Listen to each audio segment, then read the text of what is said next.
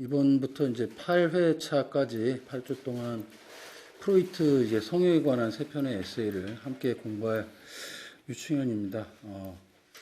첫 시간이다 보니까는 바로 이제 텍스트로 들어가긴 좀 여러모로 좀 어려운 점이 있을 것 같아서 기본적인 좀 개념들을 좀 설명을 하고 우리가 앞으로 배울 부분들이 어떤 것인가 설명을 하고 나서 이제 2부쯤에 가서 텍스트로 들어가도록 그렇게 제가 준비를 해왔고요. 그래서 나눠드린 그 강의안 보시면은 1쪽하고 2쪽에 제가 예비 고찰이라고 아마 써놓은 부분들을 좀 점검을 해보면서 시작을 하도록 하겠습니다. 그 키 컨셉이라고 해서 제가 이제 몇 가지 적어놨는데, 1905년에 쓰인 텍스트예요, 이게. 그래서 어떻게 보면 이제 초기에 해당하는 텍스트이고, 요즘에 이제 악강이 프로이트로 돌아가자 이렇게 주장을 많이 하고 있는데, 그 당시 악강이 말하는 프로이트라는 건 이제 초기의 프로이트를 말합니다. 그러니까 주로 무의식하고 성욕에 대한 관심이 가장 왕성했던 시기, 그 호기심이. 그래서 그쪽에 좀 초점을 맞춰서 읽는 것이 이제 프로이트를 제대로 읽는 거다. 락강이 그렇게 얘기한다면, 그리고 이제 꿈의 해석이 이제 그 무의식에 대한 가장 중요한 텍스트라고 할 때, 성욕에 관한 이 두 번째 이 중요한 개념 자체가 이 성욕에 관한 세 편의 에세이에 드러나 있다고 그렇게 볼 수가 있을 것 같아요. 그래서 우리가 반드시 이제 락강을 이해하기 위해서 프로이트를 갖다가 먼저 선행 연구를 해야 한다. 그렇게 봤을 때는 저는 이제 꿈의 해석하고 이 텍스트가 굉장히 중요한 텍스트가 될 거라고 그렇게 생각을 하고 있습니다. 하여튼 그래서 주로 다뤄지는 게 성욕하고 이제 충동 같은 개념들이 이제 중요해지는데요. 먼저 앞서서 그 예비 고찰로서 우리가 좀 살펴볼 것이 이제 유아기 시절의 중요성입니다. 정신분석에서 이제 유아기에 대한 어떤 중요성은 꼭 이 시절뿐만이 아니라 애초부터, 그러니까 프로이트가 처음 정신분석이라는 학문을 갖다가 창시할 시초부터 존재했던 그런 중요한 그런 테마였어요. 그래서 그걸 갖다 이제 우리 속담으로 풀어보면 3살 버릇이 80까지 간다. 이 속담에서 잘 드러나 있다고 봅니다. 그래서 유년기에 형성이 된 성격 그리고 정신 구조가 좀처럼 바뀌지 않는다는 것을 이 속담이 보여주는데, 과연 왜 그럴까요? 이게 그 시절에 겪은 자극이 워낙 강렬하기 때문에 이게 좀처럼 바뀌기 어렵다는 겁니다. 근데 이게 강렬한 이유가 이 유아라는 시절에는 아무래도 그 방어 메커니즘이라고 하죠. 이게 발달이 잘 안 돼 있기 때문에 어떤 사건을 받아들일 때 있어서 그 강도가 굉장히 클 수밖에 없다는 거예요. 그걸 처리해 줄 수 있는 어떤 기제가 없기 때문에. 자아가 잘 제대로 발달이 안 돼서 그 유아 시절에 겪었던 경험들은 굉장히 크게 강렬하게 다가올 수밖에 없는데, 또 쾌감도 당연히 커질 수밖에 없고, 또 고통이나 상처도 훨씬 더 우리가 느끼는 것하고는 다르게 강하게 다가올 수밖에 없습니다. 근데 이걸 스피노자가 이제 에티카에서 그런 얘기를 하는데요. 보다 강한 정서가 대체해야지만이 이전의 정서가 사라진다라고 얘기를 합니다. 실제 눈앞에 있던 어떤 사건이나 사물이 사라진다고 해도 사람의 마음속에는 그것에 의해서 받은 정서가 그대로 잔존해 있는데, 이것이 없어지기 위해서는 보다 큰 정서가 이것을 대체할 때에만 그것이 사라진다고 하는 거죠. 그런데 그렇게 봐서 우리가 이해를 한다면은 유아기에 받았던 정서보다 더 큰 강렬한 정서를 유아기 이후에 겪는다고 해서 그러면 그 유아기의 정서가 사라질 것이냐? 우리가 만약 이렇게 가정을 해보면 오히려 퇴행의 욕구가 다시 발동하지는 않을까. 다시 유아기로 돌아가는 그런 경향이 있을 거라고 그렇게 예상을 해볼 수 있을 것 같습니다. 그 예가 말이죠. 엄청난 위기의 순간이라든가 혹은 아주 감내하기 어려운 그런 정서, 주로 이제 경악 같은 그런 거겠죠. 아주 크게 놀라는 이런 정서가 몰려오게 되면 우리는 의지할 만한 절대적인 대상을 찾기 마련이라는 거예요. 그래서 지금도 깜짝 놀라게 될 때 어떤 이벤트가 발생할 때는 무의식적으로 외치는 소리가 있죠. 이게 우리나라 말로 따지면 이제 엄마를 찾게 되는 거고, 영어로 따지면 이제 오 마이 갓, 신을 찾게 되는 겁니다. 그러니까 결국 이 시기 어떤 유아기 시절에 어떤 겪었던 체험들로 오히려 퇴행하기 쉬울 만큼 어린 시절의 어떤 경험, 자극들이 끝까지 무의식 속에서 살아남아서 우리의 사고하고 행동 전반에 평생을 걸쳐서 영향을 미치고 있다는 겁니다. 그만큼 정신분석과 이 유년기의 관계는 굉장히 중요한데요. 예. 근데 이것이 어찌됐건 어느 순간은 사회화된 인간, 즉 주체가 되기 위해서는 여기서 머물러서는 곤란하죠. 그러니까 그것들이 이제 억압이 되어야 할 필요가 있고, 이 억압 자체가 어떤 신경증의 원인이 된다. 이것이 이제 기본적인 주제예요. 초기에 프로이트가 생각했던 신경증의 병인론에는 유아기 시절에 어떤 외상적인 사건들이 있었다. 근데 그것이 결국에는 이제 불쾌한, 그래서 긴장을 갖다가 유발하는 그런 기억들이기 때문에 억압을 시켰다는 것이고, 근데 이 억압됐다는 것은 단순히 사라진다는 얘기가 아닙니다. 언제든지 다시 솟구쳐 오를 수 있는 그런 출구나 통로를 찾게 되죠. 그래서 적절한 사건하고 우리가 이제 락강식으로 얘기하면 실제라고 하는 것하고 이제 만나게 되면 유아기 시절의 어떤 외상적인 사건들이 이렇게 떠오르게 되는 거죠.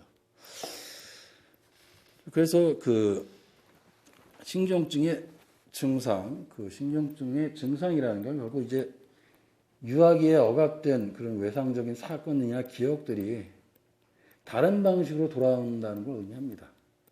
좀 견딜 수 있을 만한 다른 것으로 변형형 또는 뭐 왜곡돼서 돌아온다는 거예요.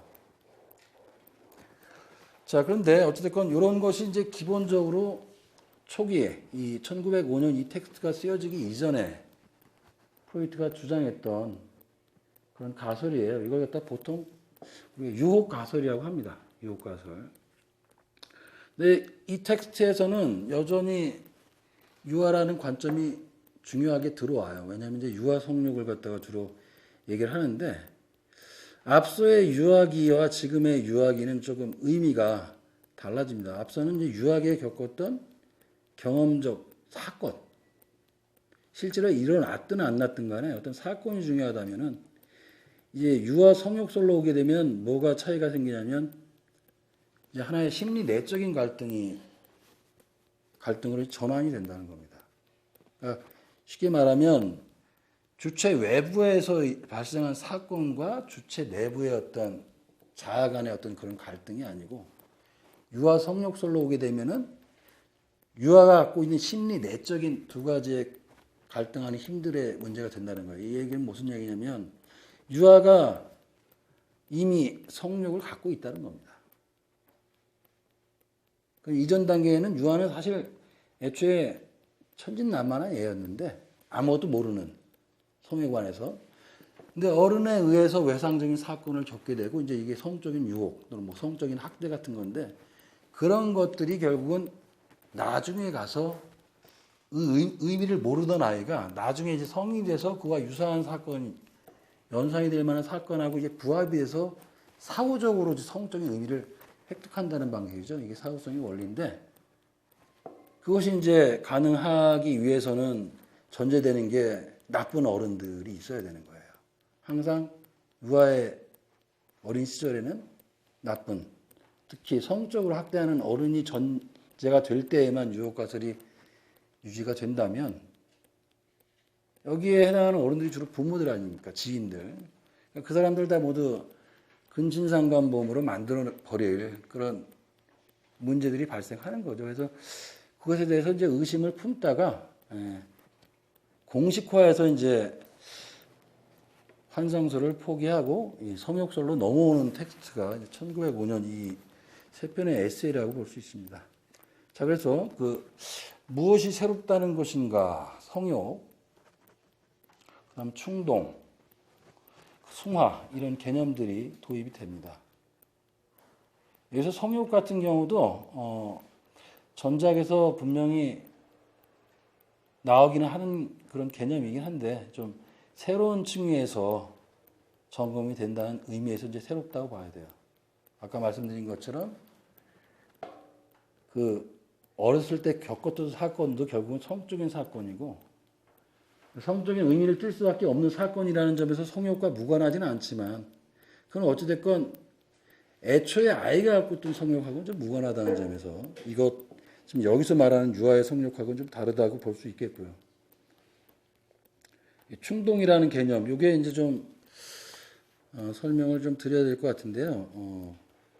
지금 아마 국내 이 번역되어 있는 책을 갖다 보고 계실 것 같은데 국역본에 보시면은 이게 대부분 본능으로 지금 번역이 되어 있습니다. 무슨 얘기하냐면 원래 프로이트가 글로 저술을 남길 때에는 이제 트리프라고 되어 있었어요. 이제 독일어 트리프가 영어에 해당하는 단어는 드라이브랑 같은 단어입니다. 근데 이 단어를 갖다가 거의 구분 없이 이렇게 번역을 해버렸어요.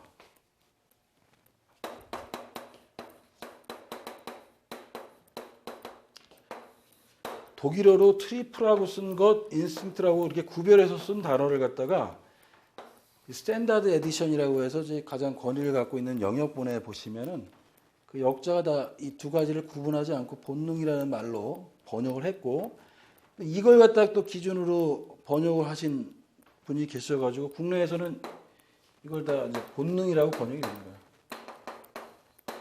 텍스트에 보시면 성본능 이렇게 나오는데요. 이게 다 충동으로 바꿔서 이해를 하셔야 됩니다. 왜냐하면 이 본능하고 충동은 전혀 다른 개념이거든요. 어떤 점에서 다르냐면 본능이라고 하는 것은 대상하고 1대1 대응하는 그런 개념입니다. 본능에는 그 본능을 해소할 유일한 대상이 있는 거예요. 근데 충동은 대상이 따로 없다고 할 정도로 충동은 가변적입니다. 대상이. 어떤 것도 그 충동의 만족을 위해서 대상이 될 수가 있는 거죠. 차이가 있는 거예요. 가령 동물에게는 충동이 없어요. 동물은 본능만 있습니다. 그래서 정해진 대상, 목적 이런 게 다 있고 그래서 동물은 완전히 어떤 매뉴얼에 따라서 그 정해진 대상과 목적에 따라서 그대로 행동을 하게 돼요. 근데 인간 같은 경우는 성욕이 충동이라고 보는 이유는 그 본능에서 벗어나 있다는 겁니다. 그것을 이제 우리가 이 성욕에 관한 세 편의 에세이 맨 처음 부분에 보게 되는데 충동의 대상이 없다라기보단 충동은 어마어마하게 많은 대상을 갖고 있다는 의미에서 충동에는 따로 정해진 대상이 없다. 그래서 어쨌건 이 본능과 충동을 구분해야 되는데 이게 책에는 다 구분 거의 없이 본능이라고 되어 있고요. 어떤 것들이 이제 영어로 임펄스라고 되어 있는 것만 이제 충동으로 영역자가 인스팅트라든가 임펄스 이렇게는 구분을 했습니다. 요거는 이제 충동으로 번역이 되어 있는데 어떤 구조적인 문제겠죠. 원어를 영역하면서 일단 1차적으로 왜곡이 일어났고 그걸 그대로 받아들이면서 번역하면서 그 문제가 그대로 번역이 돼버린 거예요. 하여튼 그걸 갖다 좀 주의하시면서 아마 텍스트에서 보실 때 본능이라고 되어 있는 부분들은 거의 충동으로 다시 그 개념을 갖다가 고쳐서 이해를 하셔야 될 겁니다. 그래서 앞서 설명드린 것처럼 여기서는 이제 유혹 가설을 포기하고 이제 공식적으로 환상설로 이행을 한다는 점에서 또 새롭다는 거고요. 이는 달리 말하면 심리적인 갈등이 외부 사건에서 기인하는 것이 아니라 심리 내적인 요인들에 기인한다는 그런 의미를 갖는다.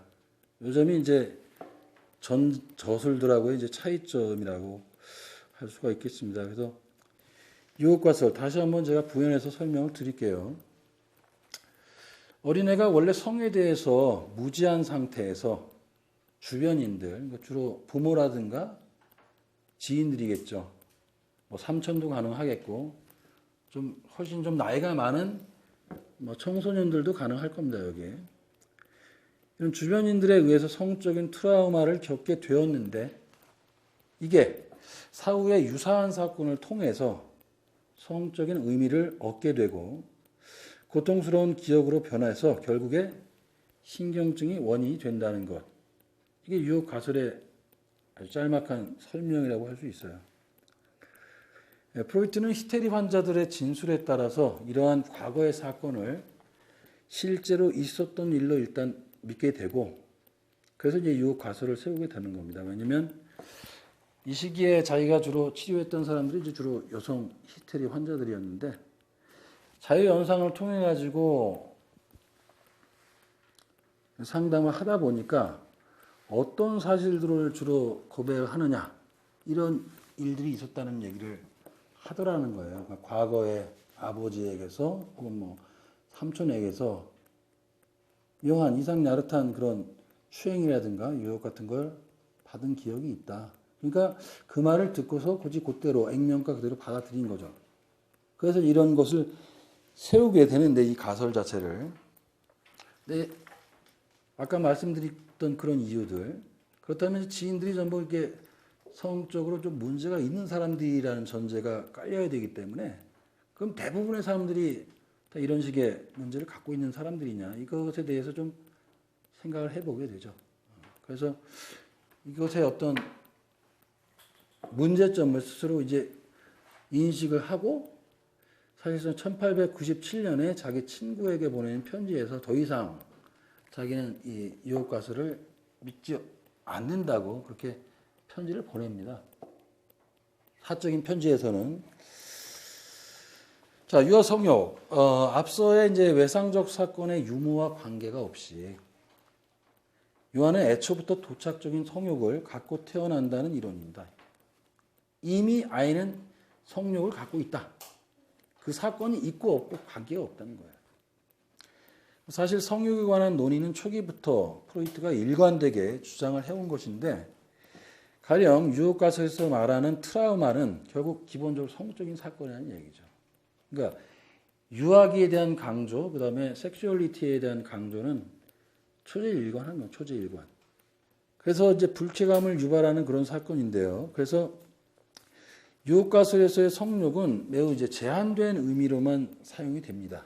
반면에 이 성욕에 관한 세 편의 에세이에서는 이 성욕이 이제 외연이 크게 확장이 된다는 그런 차이가 있죠. 이게 이제 사판 서문에 보시면은, 책에 보시면 이제 이게 1905년에 쓰여져서 1924년까지 이제 계속 개정이 되는데, 2판, 3판, 4판에는 서문이 붙어 있어요. 근데 4판 서문에 이 책의 목적 자체를 갖다가 프로이트가 직접 밝히는 부분에 성의 외연을 좀 확장하는 데에 있다, 이렇게 나옵니다. 그래서 인간의 성욕은 제가 아까 말씀드린 것처럼 동물의 본능하고는 다르다고 말씀을 드렸어요. 1대1이 아니라 굉장히 다층적이고 다양한 충동의 대상들을 가지고 쾌락 만족을 얻는 그런 과정입니다. 그런 어떤 중요한 의의가 있습니다. 그래서 많은 이들의 비난 그리고 자신의 불이익에도 불구하고 프로이트가 이 개념을 고수한 이유가 무엇일까? 이건 바로 이게 정신분석의 토대, 근본 그 자체이기 때문이에요. 이걸 갖다가 성욕 자체를 갖다가 포기해버리면 정신분석이 존재할 이유도 없어질 만큼 굉장히 중요한 것이어서 끝까지 고수를 합니다. 그래서 여기서 말하는 불이익 같은 건 말이죠. 실제로 여러 가지 면에서의 불이익이 있는데, 우선 자기 측근들이 다 떠나죠. 뭐 아들러라든가, 뭐 브로이어, 또는 뭐 칼융, 자기의 어떤 든든한 후원자였고 지지자였던 사람들이 슬슬 떠나게 된 데에는 바로 이런 성욕에 대한 어떤 지나친 고집 같은 것들이 문제가 된 거예요. 이 중에서도 제일 가슴이 아팠던 게 이제 칼륨 같은 경우였죠.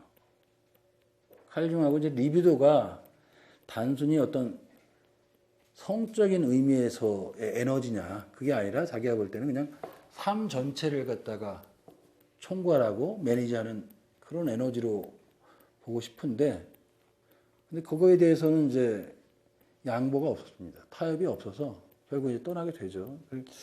그뿐만 아니라 그 자기 절친들이 떠나는 것 외에도 이 사람이 사실 대학에서 교수로 위촉이 되는데 굉장히 오랜 시간이 걸리잖아요. 실제로 뭐 정식 교수도 아니고 일종의 명예직함 같은 걸 갖다가 받게 되는데, 거기에는 이제 두 가지가 있을 거예요. 아마 하나는 이제 유태인이라는 이유가 있을 거고, 두 번째가 바로 이런 모럴, 성모럴 갖다 문란하게 만든다라는 것들이 적잖이 많이 작용을 했을 겁니다. 그러니까 자기 출세에도 또는 자기 지인들이 자기가 결별하게 되는데도 중요한 원인이 됐지만, 어찌됐건 성욕 자체를 절대 포기하지 않습니다. 그러니까 이건 타협의 대상이 아니라는 거예요. 정신분석에 있어서 성욕은. 자, 그것은 친경증 또는 꿈의 의미, 예술작품의 발생 등 배후에 유아의 성욕이 존재함을 발견했고, 따라서 이것을 포기한다는 건 정신분석 자체를 포기하는 것과 다름이 없었기 때문이다. 자, 프로이트는 신경증 환자들을 치료하는 과정에서 그들이 유년기에 가까운 지인들로부터 강한 성적 자극을 받았던 경험을 기억해내는 걸 관찰한다. 이를 토대로 프로이트는 유년기의 성적인 자극이 신경증의 원인이라는 가설을 주장했다. 이게 이제 앞서 말씀드렸던 유혹 가설이고, 그렇지만 자기 분석을 통해서 자기 아버지를 비롯 세상의 모든 부모들이 근친상간을 행한다는 것에 대해서 이제 의심을 품는다는 거예요. 그래서 결국 이 얘기는 신경증자들이 그 자유연상에서 고백하는 내용들이 실제 있었던 사건이라기보다는 뭔가 조작해낸 기억이 아닐까. 사실은 그런 사건이 있었던 게 아니고, 만약에 조작을 했다라면 이건 이제 유년기에 어떤 이미 가지고 있는 성욕, 그것이 이제 환상을 만들어냈을 거라는 식으로 이제 바뀌되는 이제 원인이 되는 거죠. 그래서 이는 곧 유아가 이미 성욕을 갖고 있음을 전제한다는 겁니다. 왜냐하면 환상이 만들어지는 경위가 결국 축적된 과도한 리비도가 변환이 돼서 이제 환상이 되는 것이기 때문에, 결국 이런 관점에서 보자면 아이는 애초부터 성욕을 갖고 태어난다. 그래서 사실은 별것 아닌, 대수롭지 않은 가벼운 접촉 같은 거, 신체적인 접촉 같은 것들을 그렇게 성적인 의미로 받아들인다는 거죠. 자, 그래서 이런 것들이 이제 환상설로 이해하는 어떤 경위에 있습니다. 그런데 유아는, 성인과는 이제 좀 다른 성욕을 갖고 있는데요. 유아의 성욕은 그럼 성인의 성욕과는 어떤 면에서 다른가? 다형적 도착성이라는 말로 설명을 해요. 다형적 도착, 그러니까 폴리몰픽, 형태가 다양하다는 겁니다. 아까 제가 말씀드린 것처럼 성의 목적을 취하기 위해서 일종의 성충동의 대상에 굉장히 다양한 대상들이 가능하다고 말씀드렸는데, 이게 이제 다형적 도착의 의미입니다. 이는 정상적인 성심리 발달을 위해서, 이것도 이제 억압이 되어야겠죠. 유년기의 그 성욕이, 아까 제가 말씀드린 거, 이것이 이제 성인 신경증의 원인이 되는 건데요.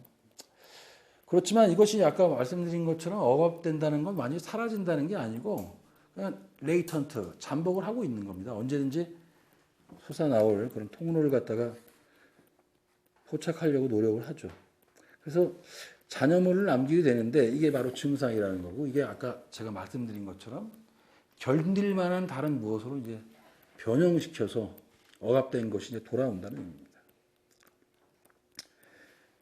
자, 그래서 제가 써놓은 것이 영양 섭취로서의 어머니 그 젖가슴을 빠는 행위가 이 엄지 손가락을 빠는 행위로 대체가 되고 좀 더 커서는 이제 담배, 흡연이라든가 어떤 음주 또는 손톱 물어뜯기 이런 식으로 이게 계속 변형이 돼서 하나의 증상으로 돌아오는 거죠.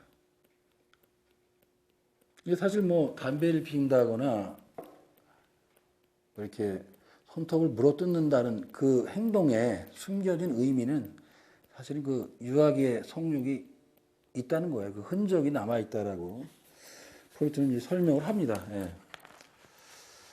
자, 그래서 유아의 성욕은 무엇보다도 복잡하고 복합적이다. 실로 다양한 부분 충동들이 있지만 대표적으로 이제 들 수 있는 게 구강 충동, 뭐 항문 충동 또는 이제 보거나 보이는 그런 충동들이 있죠. 반면에 이제 성인의 성욕은 단일하고 이제 제한되어 있다. 이건 통합되어 있다. 또 다른 말로 이제 조직화되어 있다. 생식기 주변으로 조직화되어 있다 이런 거예요. 그래서 그렇게 되면 이제 이런 문제가 또 발생하겠죠. 유아기의 성욕이 이제 다형적이라고 했습니다. 이게 다형적이고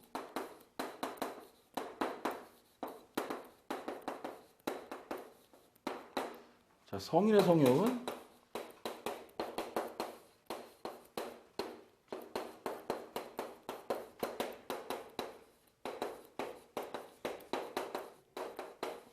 단일하고 통합되어 있고 조직화되어 있다. 이게 뭘 중심으로 통합이 되냐면 생식기 주위로 이제 통합이 되어 있다는 얘기예요. 생식기 주위로. 근데 그럼 이 사이에서 이 과정에서 무언가가 발생하겠죠. 바로 이행하는 게 아니라 이 사이에 이제 억압이 생기는 거고 이 억압이 잠복기라고.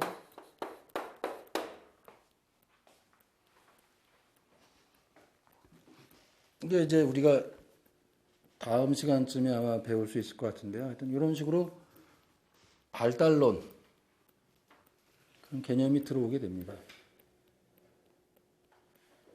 그러니까 부분 충동들이 이렇게 막 흩어져 있다가 나중에 이제 하나의 중심, 신체 특정 부위에 관한 충동으로 이제 조직화가 돼서 이제 성인의 성욕은 그런 의미에서 이걸 진보라고 할 수 있을까요?